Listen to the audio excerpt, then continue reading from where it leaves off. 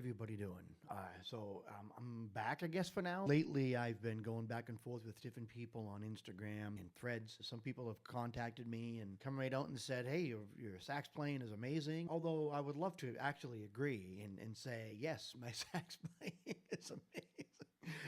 Because I know I have a lot of work to do. There is one thing that those types of comments do for me. They really help me appreciate that there's still such an audience for indie music. It just keeps me moving. I feel like I've got to pay some of that forward. And I came across a band. I believe the band is called Intoxicated Zen. I came across the song Simpin, just a beautiful work of art. So let me just put it on.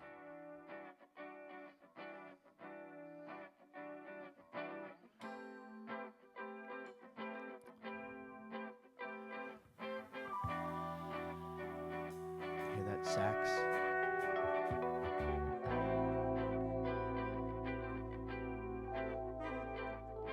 Feel it in my bones, I can't conceal it. Got to have it, don't you know? Very like You've been so R&B, like soul. your energy. Got a 2 blocks Jamiroquai down the road. vibe to it.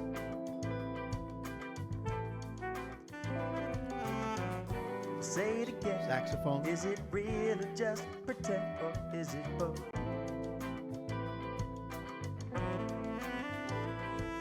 I got to have you, baby. I can say a couple things right off the bat. It's got a really, really nice vibe to it. Vocals are nice. The guitar scratching, yeah, it's double tracked. I listened to the song earlier with headphones on, and I believe there are some portions of the saxophone that's double tracked. Super hard to do. I know that recording saxophone is not as easy as plugging in a microphone and then playing into the microphone. Recording sax requires a crap ton of work, and it depends on what kind of microphone you're using too. If you're using a microphone that attaches to the bell, then you have to control a lot of the volume with your breath. You really can't move the saxophone away from the microphone, or you do it in post. And when you're you're doing the final mix in your DAW, you can bring the levels of the sax up and down. I'm gonna jump to the saxophone solo right now.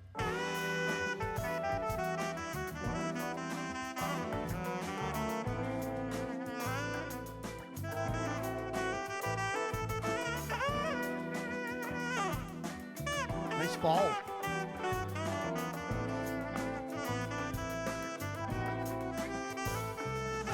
A couple things I really enjoyed about that saxophone solo. There was some growling in there, but put in right at the right moment. Most of the saxophone solo is straight and very smooth. In fact, when the song starts and the saxophone begins to comp in the background, it almost sounds like it is a style of saxophone that you would play in an orchestra. But then when the saxophone solo comes in, it's like, now I got a little bit of grit in me, and it comes out and growls, and that was one thing I liked about the saxophone solo. The other thing I liked about it was the phrasing, climbing up the scale, and then doing some of the runs and stuff. So it wasn't just random notes being played. It's sometimes overlooked when a solo is being played that it's like when you are expressing yourself with the solo and you're using phrases, and it's like you're having a conversation. You're starting, you're stopping, you're doing a little bit over here, then you're coming down here.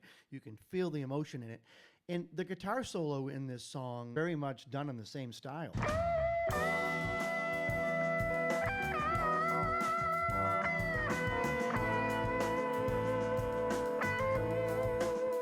Nice vibrato.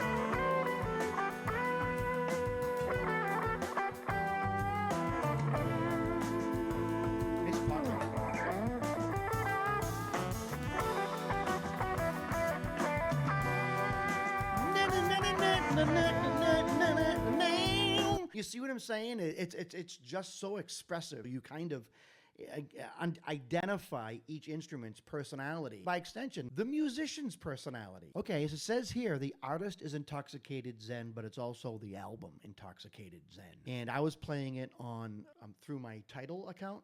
Tidal pays the musicians most out of all the streaming services, and it's actually the clearest. Anyways, this is Artie Astor from India Zen. Keep it groovy.